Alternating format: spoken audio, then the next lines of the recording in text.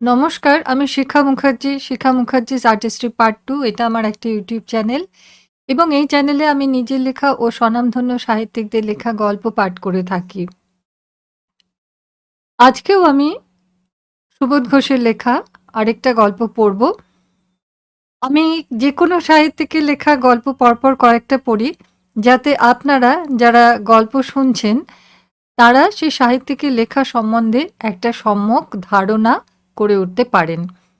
আজকে সুবোধ ঘোষের লেখা যে গল্প আমি পড়ছি, গল্পের নাম ফসিল। এটাও কিন্তু বহু চর্চিত একটা গল্প। শুরু করছি। Native state Anjangarh. আয়তন কাঁটায় কাঁটায় 68.5 বর্গমাইল। তবুও নেটিভ স্টেট, বাঘের বাচ্চা বাঘই।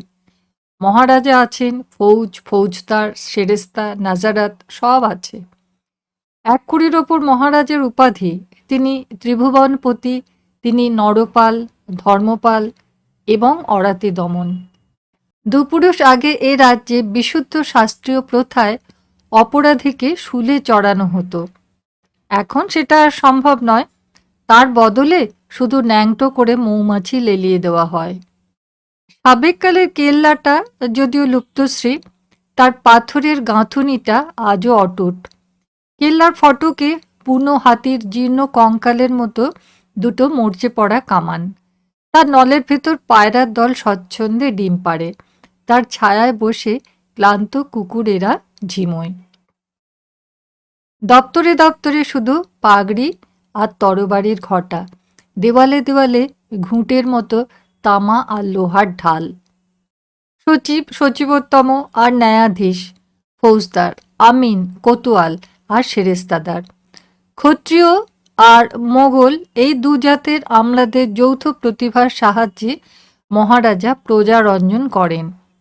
সেই অপূর্ব অদ্ভুত শাসনের ঝাঁজে রাজ্যের অর্ধেক প্রজা সরে পড়েছে দূর মরিশাসের চিনির কারখানায় কুলির কাজ নিয়ে। 68.5 বর্গমাইল অঞ্জনগড় শুধু ঘোড়া নিম আর ফণি মনসায় ছাওয়া রুক্ষ কাঁকুড়ে মাটির ভাঙা আর ন্যাড়া পাহাড়। কুর্মি আর ভিলেরা 2 ক্রোশ দূরে পাহাড়ের গায়ে লুকোনো জলকুণ্ড থেকে মোষের চামড়ার থলেতে জল ভরে আনে, জমিতে সেচ দেয়, ভুট্টা, জব আর জনার ফলায়। প্রত্যেক বছর স্টেটের তহসিল বিভাগ আর ভিল ও কুর্মি প্রজাদের ভেতর একটা সংঘর্ষ বাধে। চাষিরা রাজভাণ্ডারের জন্য ফসল ছাড়তে চায় না, কিন্তু অর্ধেক ফসল দিতেই হবে। মহারাজার সুগঠিত পোলো টিম আছে। হয় শ্রেষ্ঠ শতাধিক ওয়েলারের রেশারবে রাজ আস্তাবল সতত মুখরিত। সিডনির নেটিভ এই দেবতুল্য জীবগুলির উপর মহারাজার অপার ভক্তি। তাদের তো আর খোলভুসি খাওয়ানো চলে না, ভুট্টা, জব, জনার চাই। তহসিলদার অগত্যা সেপাই ডাকে। রাজপুত বীরের বল্লম আর লাঠির মারে ক্ষাত্রবীর্যের স্ফুলিঙ্গ বৃষ্টি হয়। 1 ঘণ্টার মধ্যে সব প্রতিবাদ স্তব্ধ, সব বিদ্রোহ প্রশমিত হয়ে যায়। পরাজিত ভিলেদের অপরিমেয় জঙ্গলি সহিষ্ণুতাও ভেঙে পড়ে।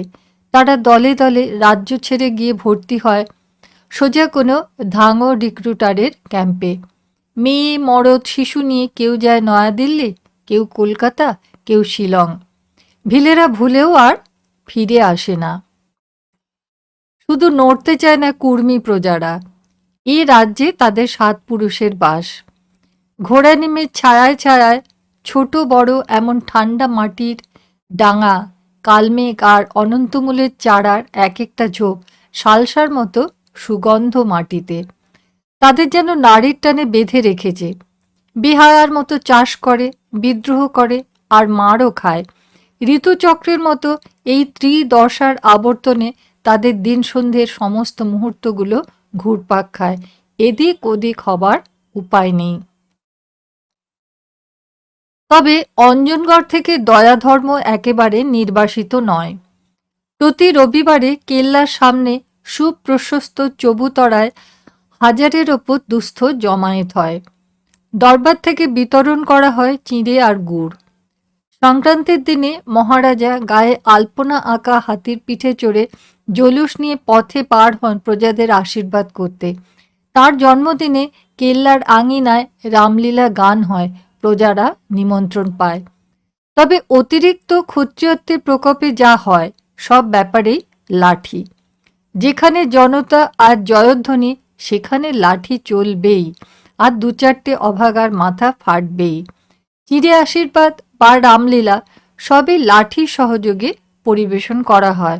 প্রজারা সেইভাবেই উপভোগ করতে অভ্যস্ত। লাঠিতন্ত্রের দাপটে স্টেটের শাসন, আদায় উসুল আর তহসিল চলছিল বটে, কিন্তু যেটুকু হচ্ছিল তাতে গদির গৌরব টিকিয়ে রাখা যায় না। নরেন্দ্র মণ্ডলের চাঁদা আর পোলো টিমের খরচ, রাজবাড়ির বাপের কালে সিন্ধুকের রূপো আর সোনার গাদিতে ক্রমে ক্রমে হাত পড়ল। অঞ্জনগড়ের এই অদৃষ্টের সন্ধিক্ষণে দরবারের ল এজেন্টের পদে আনানো হলো একজন ইংরেজি আইননবিশ। আমাদের মুখার্জি এলো ল এজেন্ট হয়ে। মুখার্জির খুব চওড়া বুক, যেমন পোলো ম্যাচে তেমনই স্টেটের কাজে অচিরে মহারাজার বড় সহায় হয়ে দাঁড়ালো। ক্রমে মুখার্জি হয়ে গেল ডি ফ্যাক্টো সচিবোত্তম, আর সচিবোত্তম রইলেন শুধু সই করতে। আমাদের মুখার্জি আদর্শবাদী। ছেলেবেলার ইতিহাস পড়া মার্কিনী ডেমোক্রেসির স্বপ্নটা আজও তার চিন্তার পাকে পাকে জড়িয়ে আছে। বয়সে অপ্রবীণ হলেও সে অত্যন্ত শান্ত বুদ্ধি। সে বিশ্বাস করে যে সৎ সাহসী সে কখনো পরাজিত হয় না, যে কল্যাণকৃত তার কখনো দুর্গতি হতে পারে না। মুখার্জি তার প্রতিজ্ঞার প্রতিটা পরমাণু উজাড় করে দিল স্টেটের উন্নতি সাধনায়। অঞ্জনগড়ের আবাল বৃদ্ধ বনিতা চিনে ফেলল তাদের এজেন্ট সাহেবকে। একদিকে যেমন কড়া, অন্যদিকে তেমনই হামদার্দ। প্রজারা ভয় পায়, ভক্তিও করে। মুখার্জির নির্দেশে বন্ধ হলো লাঠিবাজি। সমস্ত দপ্তর চুলচেরা অডিট করে তোলপাড় করে তুলল। স্টেটের জরিপ হলো নতুন করে, সেন্সাস নেওয়া হলো। এমনকি মরচে পড়া কামান দুটোতেও পালিশ করে চকচকে করে ফেলা হলো। ল এজেন্ট মুখার্জি একদিন আবিষ্কার করল অঞ্জনগড়ের অন্তর্ভৌম সম্পদ, রত্নগর্ভ অঞ্জনগড়। তার গ্র্যানাইটে গড়া পাঁজরের ভাঁজে ভাঁজে অভ্র আর অ্যাসবেস্টসের স্তূপ। কলকাতার মার্চেন্টদের ডাকিয়ে ওই কাঁকুড়ে মাটির ডাঙাগুলোই লাখ লাখ টাকায় ইজেরা করিয়ে দিল। অঞ্জনগড়ে শ্রী গেল ফিরে। আজ কেল্লার এক পাশে গড়ে উঠেছে সুবিরাট গোয়ালিয়রি স্টাইলের প্যালেস। মার্বেল, মোজাইক, কংক্রিট আর ভিনিশিয়ান্স সার্সির বিচিত্র পরিসজ্জা। সরকারি গ্যারেজে দামি দামি জার্মান লিমুজিন, সিডান আর টুরার। আস্তাবলের নতুন আমদানি আইরিশ পনির অবিরাম লাথালাথি। প্রকাণ্ড একটা বিদ্যুতের পাওয়ার হাউস দিবারাত্র ধক ধক শব্দে অঞ্জনগড়ের নতুন চেতনা আর পরমায়ু ঘোষণা করে। সত্যি নতুন প্রাণের জোয়ার এসেছে অঞ্জনগড়ে। মার্চেন্টরা একজোট হয়ে প্রতিষ্ঠা করেছে মাইনিং সিন্ডিকেট। খনি অঞ্চলে ধীরে গড়ে উঠেছে খোয়া বাঁধানো বড় বড় সড়ক, কুলির ধাওড়া, পাম্প বসানো ইদারা, ক্লাব, বাংলো, কেয়ারি করা ফুলের বাগিচা আর জিমখানা। কুর্মী কুলিরা দলে দলে ধাওড়া জাঁকিয়ে বসেছে। নগদ মজুরি পায়, মুরগি বলি দেয়, হাড়িয়া খায়, আর নিত্য সন্ধ্যায় মাদল ঢোলক পিটিয়ে খনি অঞ্চল সরগরম করে রাখে। মহারাজা এইবার প্ল্যান আঁটছেন, দুটো নতুন পোলো গ্রাউন্ড তৈরি করতে হবে। আরও 11 বিঘা জমি যোগ করে প্যালেসের বাগানটাকে বাড়াতে হবে। নহবতের জন্য একজন মাইনে করা ইটালিয়ান ব্যান্ডমাস্টার হলেই ভালো। অঞ্জনগড়ের মানচিত্রটা টেবিলের ওপর ছড়িয়ে মুখার্জি বিভোর হয়ে ভাবে তার ইরিগেশন স্কিমটার কথা। উত্তর থেকে দক্ষিণ সমান্তরাল 10টা ক্যানেল, মাঝে মাঝে খিলান করা কড়া গাঁথুনির স্লুইস বসানো বড় বড় ড্যাম। অঞ্জনা নদীর সমস্ত জলের ঢল কায়দা করে অঞ্জনগড়ের পাথুরে বুকের ভেতর চালিয়ে দিতে হবে, রক্তবাহী শিরার মতো। প্রত্যেক কুর্মী প্রজাকে মাথাপিছু ৩ কাঠা জমি, আউশ আর আমন, তাছাড়া একটা রবি। বছরে এই ৩ কিস্তি ফসল তুলতেই হবে। উত্তরের প্লটের সমস্তটাই নার্সারি, আলু আর তামাক। দক্ষিণে আখ, জব আর গম। তারপর ধীরে একটা ব্যাংক, ক্রমে একটা ট্যানারি আর কাগজের মিল। রাজকোষের সে অকিঞ্চনতা আর নেই। এই তো শুভ মাহেন্দ্রক্ষণ। শিল্পীর তুলির আঁচড়ের মতো এক একটি পরিকল্পনায় সে অঞ্জনগড়ের রূপ ফিরিয়ে দেবে। সে দেখিয়ে দেবে রাজ্য শাসন লাঠিবাজি নয়, এও একটা আর্ট। একটা স্কুল, এইটাতে মহারাজা স্পষ্ট জবাব, কভি নেহি। মুখার্জি উঠল, দেখা যাক বুঝিয়ে বাগিয়ে মহারাজার আপত্তিটা টলাতে পারে কিনা। মহারাজা তার গালপাট্টা দাড়ির গোছাটাকে একটা নির্মম মোচড় দিয়ে মুখার্জির সামনে এগিয়ে দিল 2টো কাগজ। এই দেখো। প্রথম পত্র, প্রবল প্রতাপ দরবার আর দরবারের ঈশ্বর মহারাজ। আপনি প্রজার বাপ, আপনি দেন বলেই আমরা খাই। অতএব এবছর ভুট্টা, যব, জনার যা ফলবে তাতে যেন সরকারি হাত না পড়ে। আইনসঙ্গতভাবে সরকারকে যা দিও তা আমরা দেব ও রসিদ নেব। ইতি দরবারের অনুগত ভৃত্য, কুর্মী সমাজের তরফে দুলাল মাহাতো, কলম খাস। দ্বিতীয় পত্র, মহারাজার পেয়াদা এসে আমাদের খনির ভেতর ঢুকে 4 জন কুর্মী কুলিকে ধরে নিয়ে গেছে আর তাদের স্ত্রীদের লাঠি দিয়ে মেরেছে। আমরা একে অধিকার বিরুদ্ধ মনে করি এবং দাবি করি মহারাজার পক্ষ থেকে শীঘ্রই এ ব্যাপারের সুমীমাংসা হবে। ইতি সিন্ডিকেটের চেয়ারম্যান গিবসন। মহারাজা বললেন, দেখছো তো মুখার্জি, শালাদের সাহস। হ্যাঁ দেখছি। টেবিলে ঘুষি মেরে বিকট চিৎকার করে অরাতি দমন প্রায় ফেটে পড়ল। মুড়ো, শালাদের মুড়ো কেটে এনে ছড়িয়ে দাও আমার সামনে। আমি বসে বসে দেখি, 2 দিন 2 রাত দেখি। মুখার্জি মহারাজকে শান্ত করল। আপনি নিশ্চিন্ত থাকুন, আমি একবার ভেতরে ভেতরে অনুসন্ধান করি আসল ব্যাপার কি। বৃদ্ধ দুলাল মাহাতো বহুদিন পরে মরিশাস থেকে অঞ্জনগড়ে ফিরেছে। বাকি জীবনটা উপভোগ করার জন্য সঙ্গে নগদ 7টি টাকা এবং বুক ভরা হাঁপানি নিয়ে ফিরেছে। তবু তার আবির্ভাবের সঙ্গে সঙ্গে কুর্মীদের জীবনেও যেন একটা চঞ্চলতা, একটা নতুন অধ্যায়ের সূচনা হয়েছে। কুর্মীরা দুলালের কাছে শিখেছে নগদ মজুরি কি জিনিস। ফায়জাবাদ স্টেশনে কোনো বাবু সাহেব একটা 10 সিঁড়ি বোঝা ট্রেনের কামরায় তুলে দাও, ব্যাস নগদ 1টি আনা হাতে হাতে। দুলাল বলতো, ভাই সব, এই বুড়োর মাথায় জটা সাদা চুল দেখছো, ঠিক ততবার সে বিশ্বাস করে ঠকেছে। এবার আর কাউকে বিশ্বাস না, সব নগদ নগদ। এক হাতে নেবে, তবে অন্য হাতে সেলাম করবে। সিন্ডিকেটের সাহেবদের সঙ্গে দুলাল সমানে কথা চালায়। কুলিদের মজুরি রেট, হপ্তা পেমেন্ট, ছুটি, ভাতা আর ওষুধের ব্যবস্থা, এ সবই দুলাল কুর্মীদের মুখপাত্র হয়ে আলোচনা করেছে, পাকা প্রতিশ্রুতি আদায় করে নিয়েছে। সিন্ডিকেটও দুলালকে উঠতে বসতে তোয়াজ করে। চলে এসো দুলাল, বলো তো রাতারাতি 20 ডজন ধাওড়া করে দিচ্ছি, তোমার সব কুর্মীদের ভর্তি করে নেব। দুলাল জবাব দেয়, আচ্ছা সে হবে, তবে আপাতত কুলি পিছু কিছু কয়লা আর কেরোসিন তেল মুফতি দেবার অর্ডার হোক। আচ্ছা তাই হবে, সিন্ডিকেটের সাহেবরা তাকে কথা দিত। দুলালের আমন্ত্রণ পেয়ে একদিন রাজ্যের কুর্মী একত্রিত হলো ঘোড়ানিমের জঙ্গলে। পাকা চুলে ভরা মাথা থেকে পাগড়িটা খুলে হাতে নিয়ে দুলাল দাঁড়ালো। আজ আমাদের মণ্ডলের প্রতিষ্ঠা হলো। এখন ভাবো কি করা উচিত। চিনে দেখো কে আমাদের দুশ্মন আর কেই বা দোস্ত। আর ভয় করলে চলবে না, পেট আর ইজ্জত এর ওপর যে ছুরি চালাতে আসবে তাকে আর কোনো মতেই ক্ষমা নয়। ভাঙা শঙ্খের মতো দুলালের স্থবির কণ্ঠনালীটা অতিরিক্ত উৎসাহে কেঁপে কেঁপে আওয়াজ ছাড়ল, ভাই সব, আজ থেকে মাহাতোর প্রাণ মণ্ডলের জন্য, আর মণ্ডলের প্রাণ।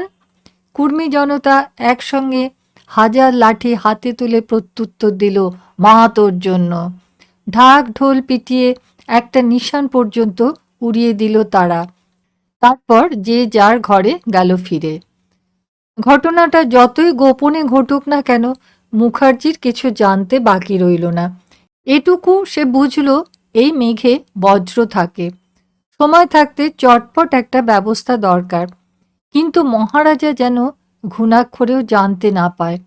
ফিউডালি দেমাকে অন্ধ আর ইজ্জত কমপ্লেক্সে জর্জর এইসব নরপালদের তাহলে সামলানো দুষ্কর হবে। বৃথা একটা রক্তপাতও হয়তো হয়ে যাবে, তার চেয়ে নিজেই এক হাত ভদ্রভাবে লড়ে নেওয়া যাক।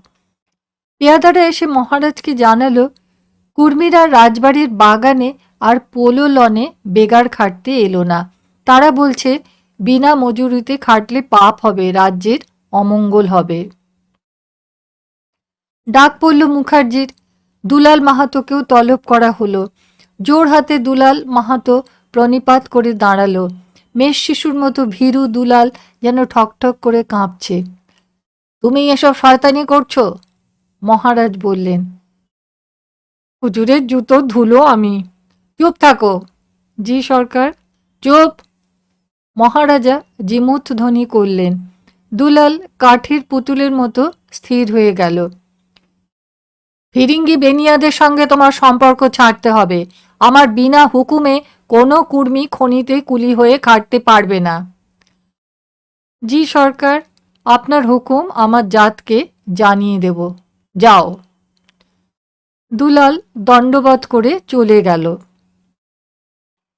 এবার আদেশ হলো মুখার্জির ওপর, সিন্ডিকেটকে এখনই নোটিশ দাও যেন আমার বিনা সুপারিশে আমার কোনো কুর্মী প্রজাকে কুলির কাজে ভর্তি না করে।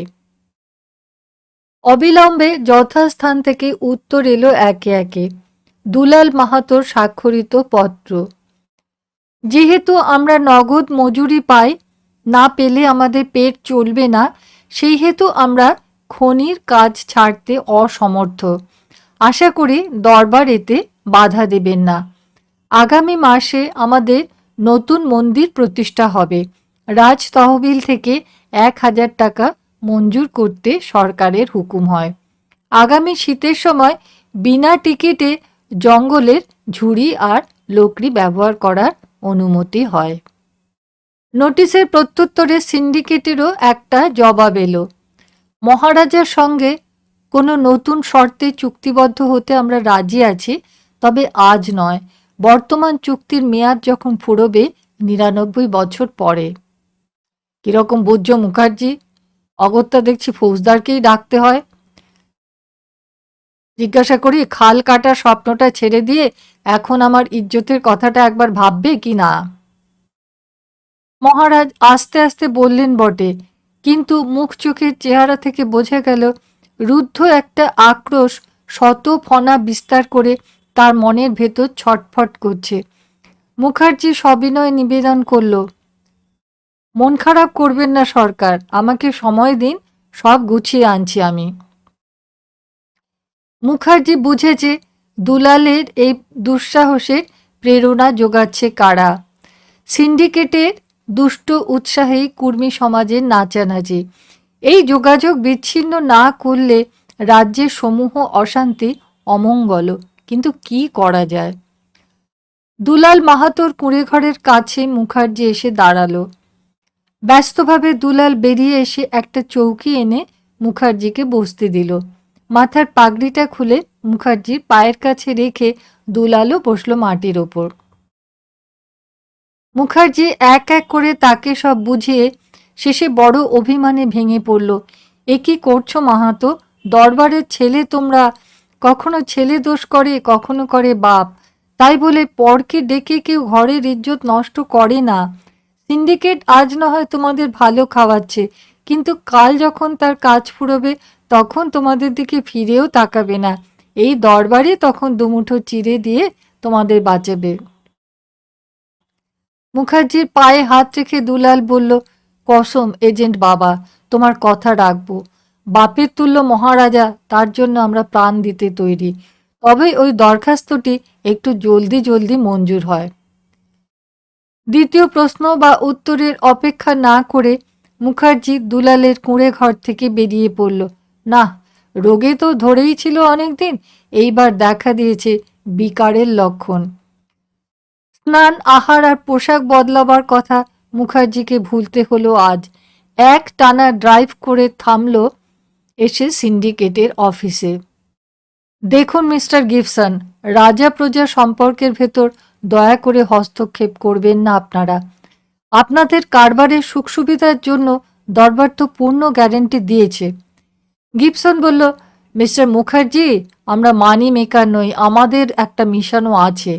নির্যাতিত মানুষের পক্ষে আমরা চিরকাল লড়ে এসেছি, দরকার থাকে আরও লড়ব। সব কর্মী প্রজাদের লোভ দেখিয়ে আপনারা কুলি করে ফেলছেন। স্টেটের এগ্রিকালচার তাহলে কি করে বাঁচে বলুন তো? ঝোঁকের মাথায় মুখার্জি তার ক্ষোভের আসল কারণটা ব্যক্ত করে ফেলল। এগ্রিকালচার না বাঁচুক, ওয়েলথ তো বাঁচছে, এটা অস্বীকার করতে পারেন? গিবসন বিদ্রুপের স্বরে উত্তর দেয়, তর্ক ছেড়ে কোঅপারেশনের কথা ভাবুন মিস্টার গিবসন। কুলি ভর্তির সময় দরবার থেকে একটু অনুমতি করিয়ে নেবেন, এই মাত্র। মহারাজও খুশি হবেন এবং তাতে আপনাদেরও অন্যদিকে নিশ্চয়ই ভালো হবে। Sorry mister Mukherjee. গিবসন বাঁকা হেসে চুরুট ধরালো। নিদারুণ বিরক্তিতে লাল হয়ে উঠল মুখার্জির কর্ণমূল। সজোরে চেয়ারটা ঠেলে দিয়ে সে অফিস ছেড়ে চলে গেল। ম্যাককেনা এসে জিজ্ঞেস করল, কি ব্যাপার হে Gibson? Mukherjee, that monkey of an administrator, মুখের ওপর শুনিয়ে দিয়েছি, কোনো টার্মই গ্রাহ্য করিনি। ঠিক করেছ, শুনেছ তো ওর ওই ইরিগেশন স্কিমটা? সময় থাকতে ভণ্ডুল করে দিতে হবে, নইলে সাংঘাতিক লেবারের অভাবে পড়তে হবে। কারবার এখন বাড়তির মুখে, খুব সাবধান। কোনো চিন্তা নেই, পোষা বেড়াল মাহাতো রয়েছে আমাদের হাতে, ওকে দিয়ে স্টেটের সব ডিজাইন ভণ্ডুল করব। পরস্পর হাস্য বিনিময় করে ম্যাককেনা বলল, মাহাতো এসে বসে আছে বোধহয়, দেখি একবার। অফিসের একটা নিভৃত কামরায় মাহাতোকে নিয়ে গিয়ে গিবসন বলল, এই যে দরখাস্ত তৈরি, সব কথা লেখা আছে এতে, সই করে ফেলো, আজই দিল্লির ডাকে পাঠিয়ে দিই। মাহাতোর পিঠ থাবড়ে ম্যাককেনা তাকে বিদায় দিল। ডরো মত মাহাতো, আমরা আছি। যদি ভিটে মাটি উৎখাত করে তবে আমাদের ধাওড়া খোলা রয়েছে তোমাদের জন্য সব সময়, ডরো মত। নিজের দপ্তরে বসে মুখার্জি শুধু আকাশ পাতাল ভাবে। কলম ধরতে আর মন চায় না। মহারাজাকে আশ্বাস দেবার মতো সব কথা ফুরিয়ে গেছে তার। পরের রথের সারথ্য আর বোধহয় চলবে না তার দ্বারা। এইবার রথীর হাতেই তুলে দিতে হবে লাগাম। কিন্তু মানুষগুলোর মাথার ঘিলু নিশ্চয়ই শুকিয়ে গেছে সব। সবাই নিজের নিজের মূঢ়তায় একটা আত্মবিনাশের উৎকট কল্পনা তাণ্ডবে মজে আছে যেন, কিংবা সেই ভুল করছে কোথাও। মহারাজার আহ্বান খাস কামরায়। সচিবোত্তম ও ফৌজদার শুষ্ক মুখে বসে আছেন। মহারাজা কোচের চারিদিকে পায়চারি করছেন ছটফট করে। মুখার্জি ঢুকতে একেবারে অগ্নোদ্গার করলেন, নাও এবার গদিতে থুতু ফেলে আমি চললাম, তুমিই বসো, তার ওপর আর স্টেট চালিও। হতভম্ব মুখার্জি সচিবোত্তমের দিকে তাকালো। সচিবোত্তম তার হাতে তুলে দিল এক চিঠি, পলিটিক্যাল এজেন্টের নোট। স্টেটের ইন্টারনাল ব্যাপার সম্বন্ধে বহু অভিযোগ এসেছে, দিন দিন আরও নতুন ও গুরুতর অভিযোগ সব আসছে। আমার হস্তক্ষেপের পূর্বে আশা করি দরবার শীঘ্রই সুব্যবস্থা প্রতিষ্ঠা করতে সমর্থ হবে।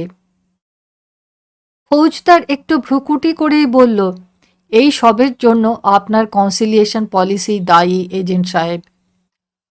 ফৌজদারের অভিযোগের সূত্র ধরে মহারাজা চিৎকার করে উঠলেন, নিশ্চয়ই, খুব সত্যি কথা, আমি সব জানি মুখার্জি, আমি অন্ধ নই। সব জানি, এ কি বলছেন সরকার? থামো, সব জানি, নইলে আমার রাজ্যের ধুলোমাটি বেচে যে বেনিয়ারা পেট চালায় তাদের এত সাহস হয় কোথা থেকে? কে তাদের ভেতর ভেতর সাহস দেয়? মহারাজা যেন দম বন্ধ করে কোচের ওপর এলিয়ে পড়লেন।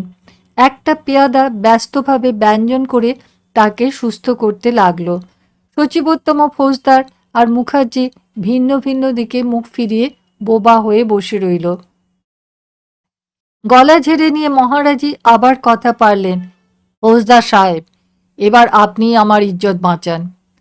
সচিবোত্তম বলল, তাই হোক, কুর্মীদের আপনি সাহেস্তা করুন ফৌজদার সাহেব, আর আমি সিন্ডিকেটকে একটা সিভিল স্যুটে ফাঁসাচ্ছি। চেষ্টা করলে কন্ট্রাক্টের মধ্যে এমন বহু ফাঁক পাওয়া যাবে।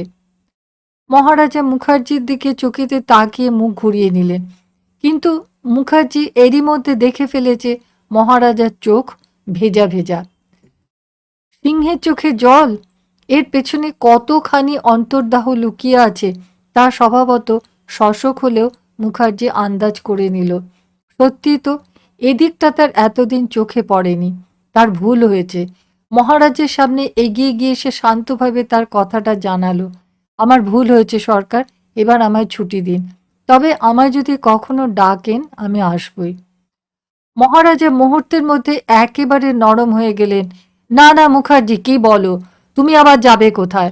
অনেকে অনেক কিছু বলছে বটে, কিন্তু আমি তা বিশ্বাস করি না। তবে পলিসি বদলাতেই হবে, একটু কড়া হতে হবে। ব্যাঙের লাথি আর সহ্য হয় না মুখার্জি। শীতের মরা মেঘের মতো একটা রিক্ততা, একটা ক্লান্তি যেন মুখার্জির হাত পায়ের গাঁটগুলোকে শিথিল করে দিয়েছে। দপ্তরে যাওয়া ছেড়ে দিয়েছে সে। শুধু বিকেল হলে ব্রিচেস চড়িয়ে বয়ের কাঁধে দুজন ম্যালেট চাপিয়ে পোলো লনে উপস্থিত হয়।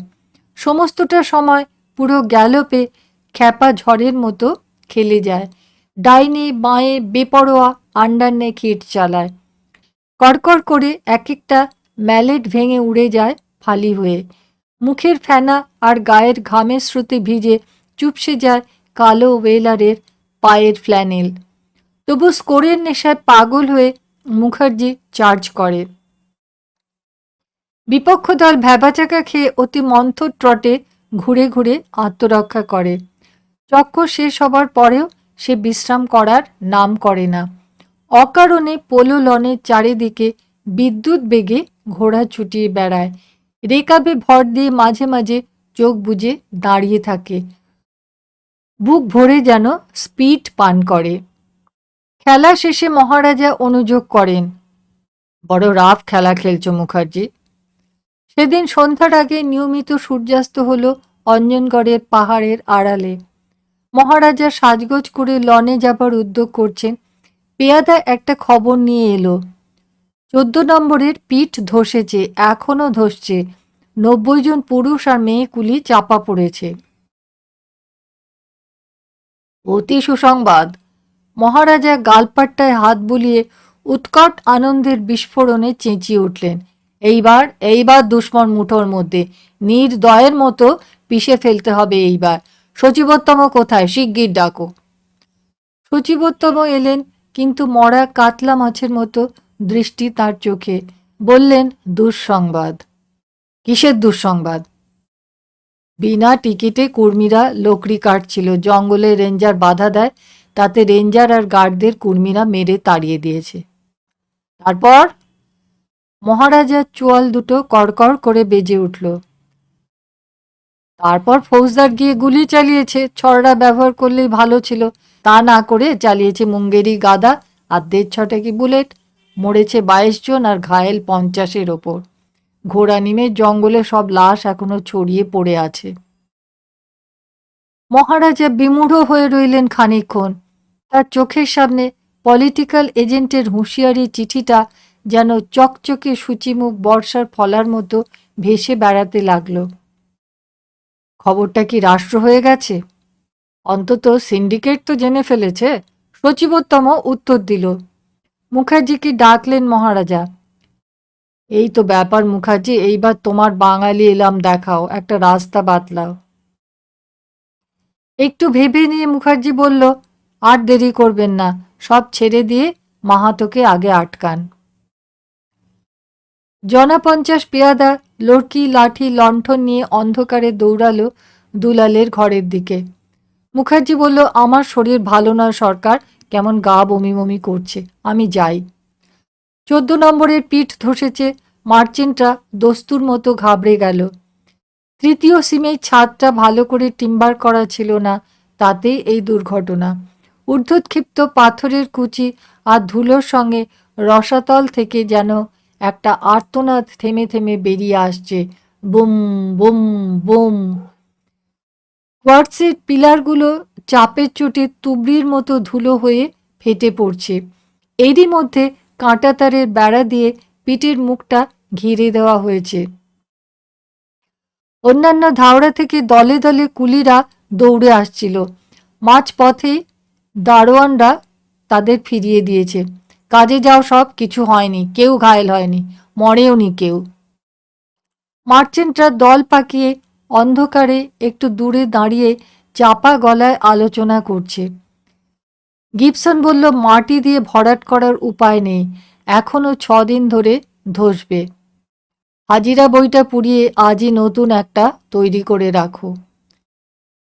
ম্যাককেনা বলল, তাতে আর লাভ কি হবে?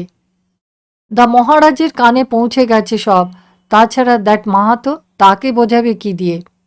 কালকে সকালেই শহরের কাগজগুলো খবর পেয়ে যাবে আর পাতা ভরে স্ক্যান্ডাল ছড়াবে দিনের পর দিন। তারপর আসবেন একটা ইনকোয়ারি কমিটি, একটা গান্ধিয়াইট বা বদমাশও বোধহয় থাকবে তার মধ্যে, বোঝো ব্যাপার। সেই রাতে ক্লাব ঘরে আর আলো জ্বলল না। একসঙ্গে 100 ইলেকট্রিক ঝাড়ের আলো জ্বলে উঠল প্যালেসের একটা প্রকোষ্ঠে। আবার ডাক পড়ল মুখার্জির। অদ্ভুতপূর্ব দৃশ্য। মহারাজা, সচিবোত্তম আর ফৌজদার গিবসন, ম্যাককেনা, মুর আর প্যাটারসন সুদীর্ঘ মেহগনি টেবিলে গেলাস আর ডিকেন্টারে ঠাসাঠাসি। সস্মিত বদনে মহারাজা মুখার্জিকে অভ্যর্থনা করলেন। মাহাতো, ধরা পড়েছে মুখার্জি, ভাগ্যের সময় থাকতে বুদ্ধিটা দিয়েছিলে। গিবসন সায় দিয়ে বলল, নিশ্চয়, অনেক ক্লামসের ঝঞ্ঝাট থেকে বাঁচা গেল।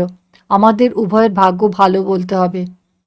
এই বৈঠকের সিদ্ধান্ত ও আশু কর্তব্য কি নির্ধারিত হয়ে গেছে। ফৌজদার তাই মুখার্জির কানে কানে সংক্ষেপে শুনিয়ে দিল। নিরুত্তর মুখার্জি শুধু হাতের চেটোয় মুখ গুজে বসে রইল। গিবসন মুখার্জির পিঠ টুকে একবার বলল, এইসব কাজে একটু শক্ত হতে হয় মুখার্জি, নার্ভাস হবেন না। রাত দুপুরে অন্ধকারের মধ্যে আবার 14 নম্বর পিটের কাছে মোটর গাড়ি আর মানুষের একটা জনতা। ফৌজদারের গাড়ির ভেতর থেকে দারোয়ানরা কম্বলে মোড়া দুলাল মাহাতোর লাশটা টেনে নামালো। ঘোড়ানিমের জঙ্গল থেকে ট্রাক বোঝায় লাশ এলো আরও। ক্ষুধার্ত পিঠটার মুখে মৃতদেহগুলো তুলে দিয়ে দারোয়ানরা ভুজ্যে চড়িয়ে দিলে একে একে। শ্যাম্পেনের পাতলা নেশা আর চুরুটের ধোঁয়ায় ছলছল করছিল মুখার্জির চোখ দুটো। গাড়ির বাম্পারের ওপর এলিয়ে বসে 14 নম্বর পিটের দিকে তাকিয়ে সে ভাবছিল অন্য কথা, অনেক দিন পরের একটা কথা।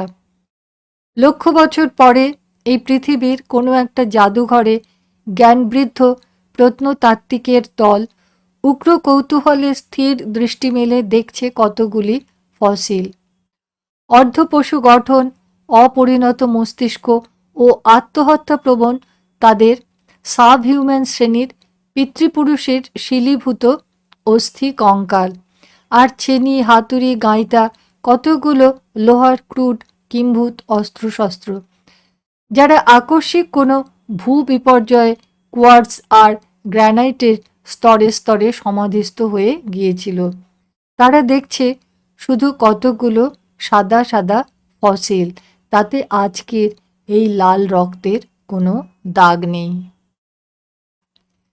বন্ধুরা, শুনলেন গল্পটা।